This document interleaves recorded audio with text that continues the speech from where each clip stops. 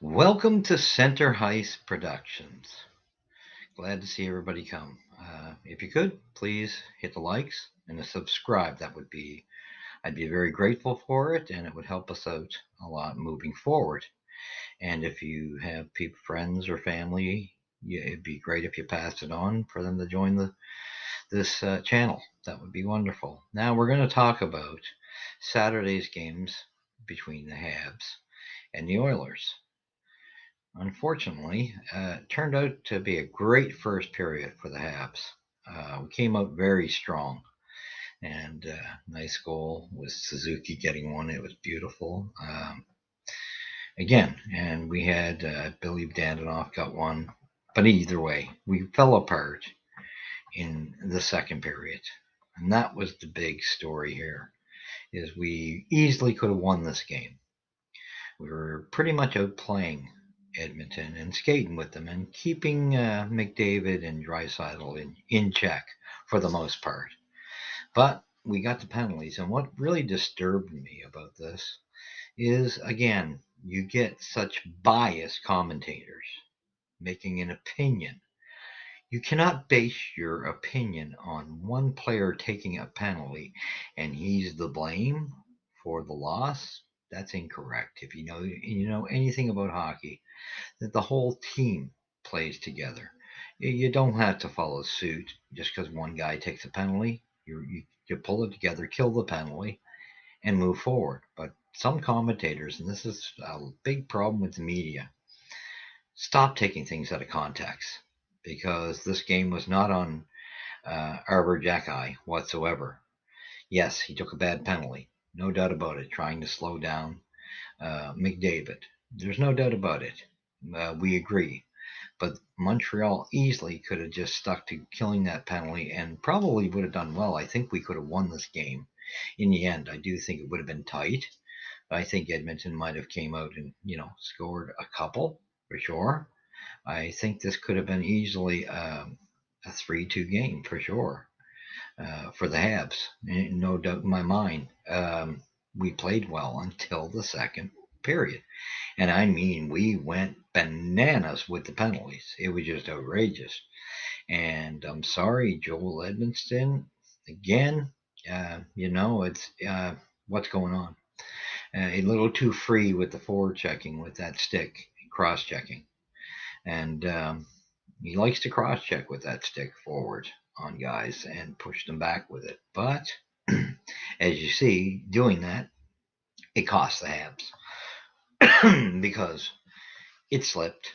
He definitely didn't do it intentionally, but it's ended up sliding up the Hyman's shoulder pad and got him in the head. And there's no and ifs and buts. It got him in the head, and there was definitely a cut drawn. And to me, yes, the right calls were actually made by the refs of a 5-minute and throwing him out.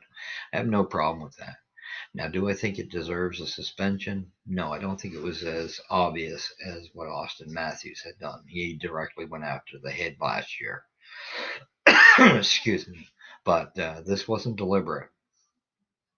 But again, there was no real leadership stepping up to pull us out of this whirlwind of penalties.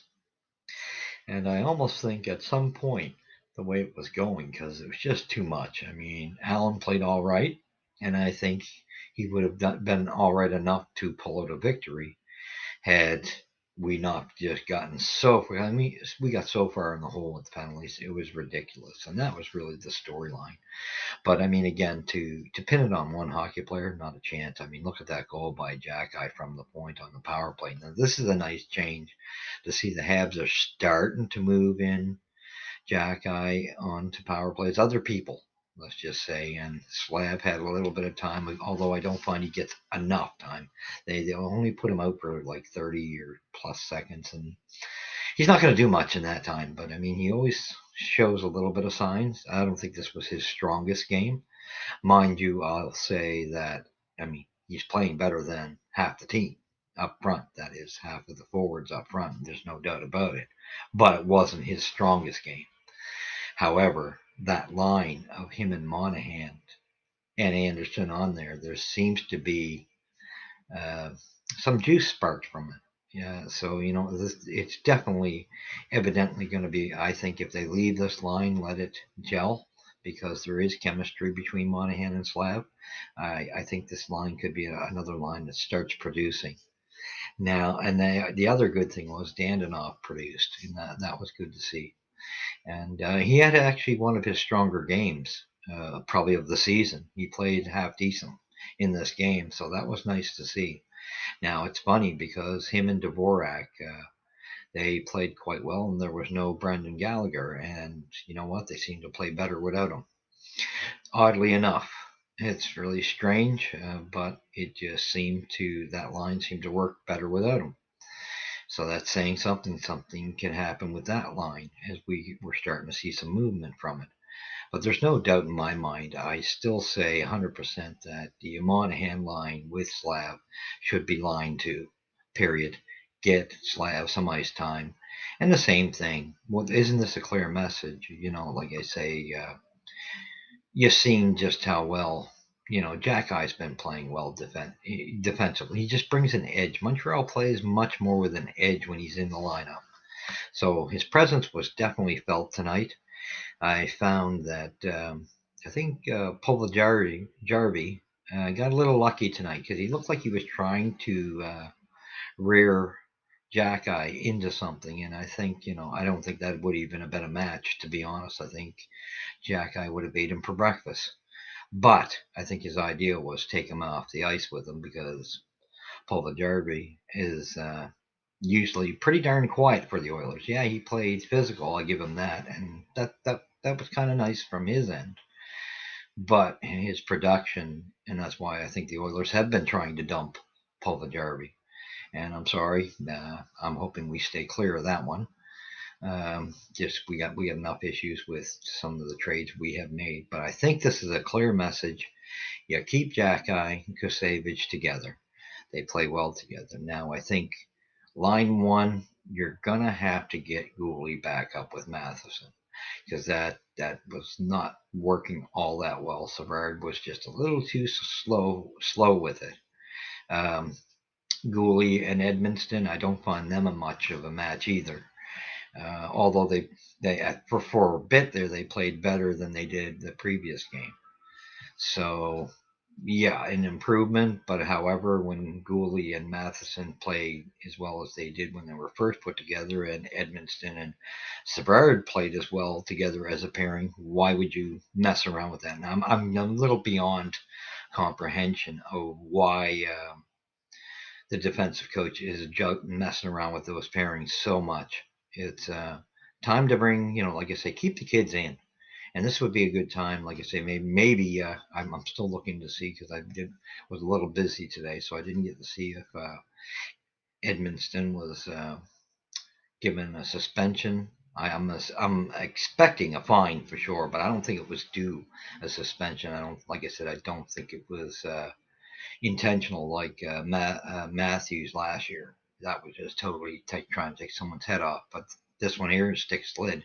Although I will say maybe this is a lesson to Edmonston to get a little more control of that stick because he likes to cross check quite a bit. So this leaves the door open for that opportunity to be had.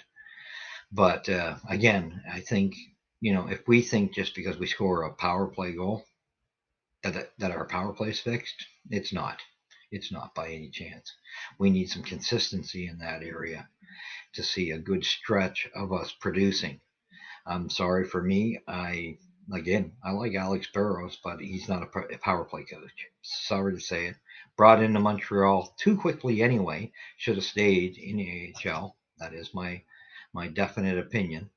And right now, I'm not sure why we have done nothing about it because that's been probably the biggest eyesore. When I look at how the rookies have done, they've done so well, and Montreal has definitely played way better than I expected this season, surpassing what I thought they would do. But in saying that to me, for their efforts, I could have put them at an A minus. But I tell you, when you look at the power play, it severely drops down as because that is the big eyesore is the power play. It's out there. It's like a big mole. I don't know what you want to look at it, but it's just horrific. Horrific. There's no other way to put it. And for are we afraid to unload Burrows? Well, if you want to keep him in the system, put him up upstairs in the video as a video coach, or help him. He can be used to help develop some of the players. But as a power play coach, he's had plenty of time to solve that. He's failed, and to me, that's if we're looking at that aspect of things. And Montreal, I'm so impressed, have done so well with this new management team of bringing in a different feel, a different complexion to this team. But again, to sit here and watch this power play, which is just such an eyesore, I don't care how much you like the guy, you got to move him out of there. And maybe he can go back down to Laval and help out Ool, but he's not cutting it, and I don't think he should ever be in charge of. Even if he goes to Laval, keep him away from the power play. I think Marty St. Louis would actually be better off taking over the power play himself and then get a new assistant coach, but look for somebody a little more proven. And if Marty doesn't want to coach the power play, then you do got to find somebody who's pretty solid in the power play, but this is not working. And for it to drop it, I can sit there and say that it's dropping my impression of the Habs. Whereas I see the kids have done so extremely well, and you can see the movement going forward. But with this power play, it's gone on too long. It was there, since Claude Julien was there, and we haven't solved it. So, and I'll be honest, Kirk Muller had better numbers than Alex Burrows any day of the week. And I don't even think Kirky's the answer to it. I think you got to get somebody a little more proven, although I do like Kirk. But I think you got to get somebody a little more proven, or, and who, of course, Marty St. Louis is proven in that area. It's just going to be a matter of if he wants that role, or they got to bring somebody else in. Either way, I think they should bring in another assistant coach with some experience under their belt that's not so green behind ears. And I just think Laval is in such trouble. I think they're misusing as well. The kids down there. I think they're trying to win so badly. Ool's gotten into a system which he's just trying to get rack up the wins so much because they went, as deep as they went into the playoffs last year. Well, sorry, Ool, this is development zone. So instead of making those kids with super talent suffer in their development, you should be giving them the time on the ice to develop. That's first and foremost. You had a lot of veterans leave, so there were going to be problems. Now we're seeing that you got goaltending issues, and there's a few issues, but the only way they're going to dig themselves out is let these kids with some skill play. And it's good to see, I'll say, Justin Barron's looking good down there. And it's nice to see he looks like he's on the very top of the list. So I think we'll be seeing Barron soon. But again, I would like to see, and I think, depending on what Edmonton's case is, maybe Harris gets back in there. And I think, I'm thinking all those four defensemen rookies should be in that lineup. That's just my opinion. Sorry, Weidman, if you want to send him waivers or trade him, just do something. You're going to have to. You're not going to get much more for Weidman. So to me, if you can get a fifth round pick, trade him now.